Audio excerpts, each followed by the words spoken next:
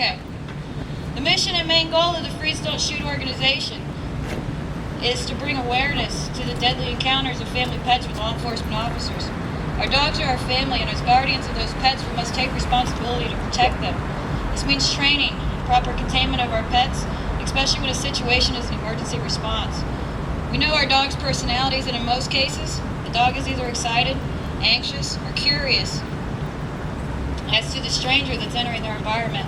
However, law enforcement does not know your dog, and without proper education, they do not know how to properly read your dog's body language. What they see is a strange dog coming at them. Unfortunately, what your dog sees is a stranger in his family's territory. They don't know a badge, they don't know a uniform. What they do know is how to read a human, and in most cases, the officer enters the situation with directness and brute force. Once a dog feels the pervasive role of the officer and the officer sees the dog is coming towards him, unfortunately, tragedy occurs. Some officers are reaching for their guns and then shooting our dogs. This usually does not even stop at the first shot. In most instances, the first shot would incapacitate the dog, stopping it in its tracks. However, due to adrenaline and fight or flight response, many dogs are being shot multiple times. These actions can be prevented. No one wins in these situations. Our dogs die. Families are devastated. Children are traumatized, and our officers face accountability for their actions. Our public loses faith, trust, and respect for the very people our tax dollars pay to protect us. To us, our dogs are our family members. They're our protectors, our best friends, oftentimes our children. We take our dogs on vacations with us. We buy them treats and gifts for under the Christmas tree. We give them that special meal at Thanksgiving. We dress them up at Halloween. We celebrate their birthdays with homemade doggy cakes. We protect them during the storms. Many of us even provide daycare while we're working. We worry for them when they are sick.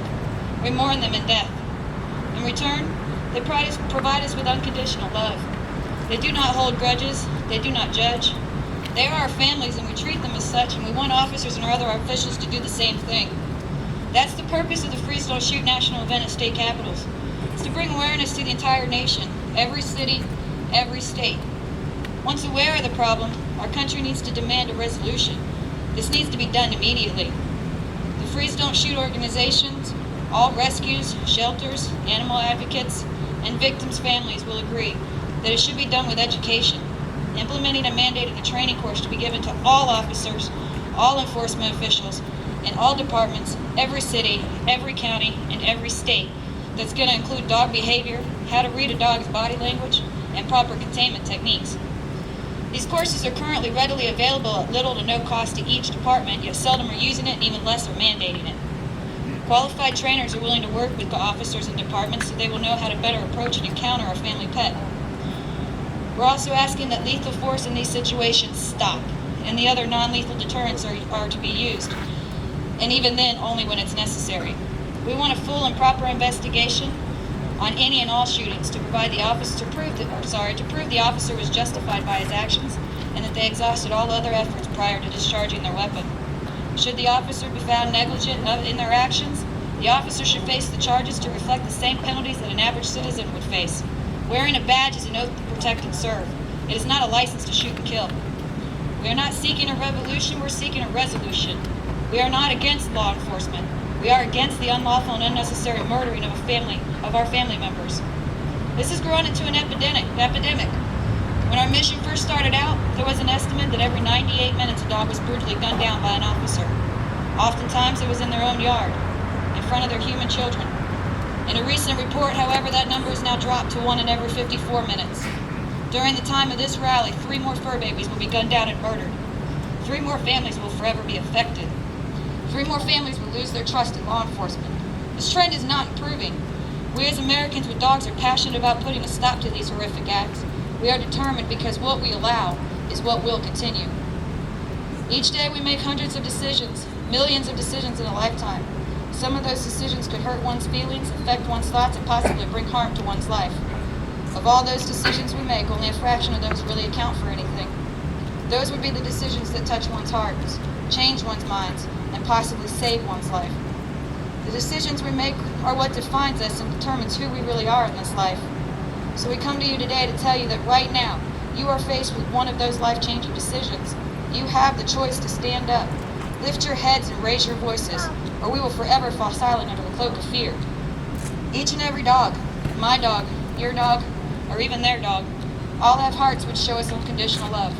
Our dogs love us despite the long, lonely nights they sit at the door waiting for us to return home.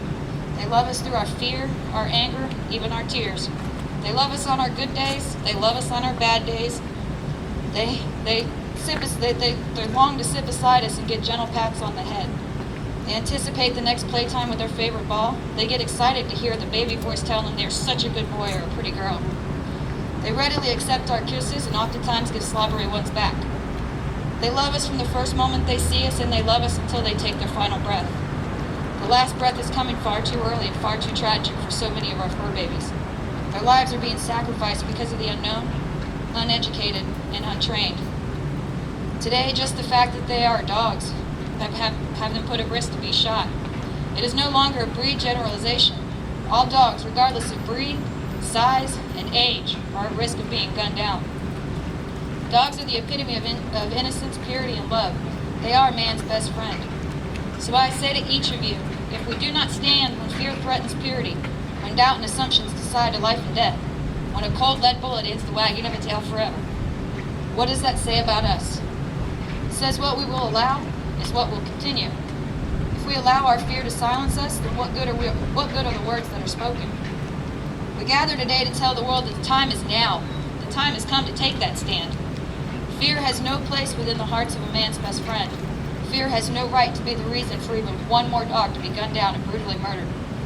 We have the power and the passion to change our country. We have the power to tell all citizens, all lawmakers, all enforcement officers that we are not going to take it any longer. Today, right now, in every state capital, we take our stand and we scream for the whole world to hear. Freeze! Don't shoot my dog!